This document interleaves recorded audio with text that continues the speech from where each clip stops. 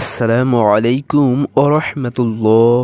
যাদের উপর কুরবানি ওয়াজিব 10 জিলহজ ফজর থেকে 12 জিলহজ সন্ধ্যা পর্যন্ত যেসব প্রাপ্তবয়স্ক সুস্থ মস্তিষ্ক মুকিম ব্যক্তির কাছে নেশা পরিমাণ সম্পদ থাকে অর্থাৎ স্বীয় হাজতে আসলিয়া, পানাহার, বাসস্থান, উপার্জনের উপকরণ ইত্যাদি ছাড়া অতিরিক্ত এ পরিমাণ সম্পদের মালিক হয়, যা 7.5 তোলা স্বর্ণ 52.5 তোলা রৌপ্যর মূল্যর সমপরিমাণ হয়, সে ব্যক্তির উপর কুরবানি করা ওয়াজিব।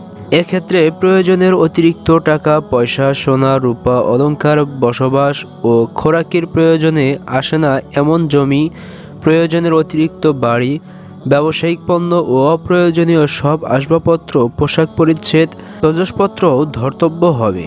সে সম্পদের উপর 1 বছর অতিক্রম হওয়া শর্ত নয়। পাগল ব্যক্তির কাছে নেশা পরিমাণ সম্পদ থাকলেও তার উপর কুরবানি ওয়াজিব হবে না। মুসাফিরের উপর কুরবানি ওয়াজিব নয়। মুসাফির ব্যক্তি কুরবানির দিনগুলো অতিবাহিত হওয়ার পর যদি বাড়ি ফিরে আসে, তাহলেও তার উপর কুরবানি কাজা করা লাগবে না।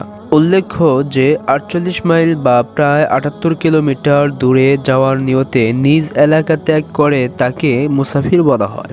প্রত্যেক ব্যক্তির জন্য নিজের পক্ষ থেকে কুরবানি করা ওয়াজিব। তার স্ত্রী, ছেলে মেয়ে ও বাবা মায়ের পক্ষ থেকে কুরবানি করা ওয়াজিব নয়। যার উপর কুরবানি ওয়াজিব নয়, সে কুরবানির নিয়তে পশু ক্রয় করলে সে পশু কুরবানি করা তার জন্য ওয়াজিব হয়ে যায়। যে ব্যক্তি প্রতি বছর নিজ প্রাপ্তবয়স্ক ছেলের পক্ষ থেকে কুরবানি করেন, তার জন্য নতুন করে অনুমতি নেওয়ার প্রয়োজন নেই। যার উপর কুরবানি ওয়াজিব, সে যদি কোনো কারণবশত কুরবানি না করে, তাহলে কুরবানির দিনগুলো চলে যাওয়ার পর একটি বকরির মূল্য সদকা করা ওয়াজিব।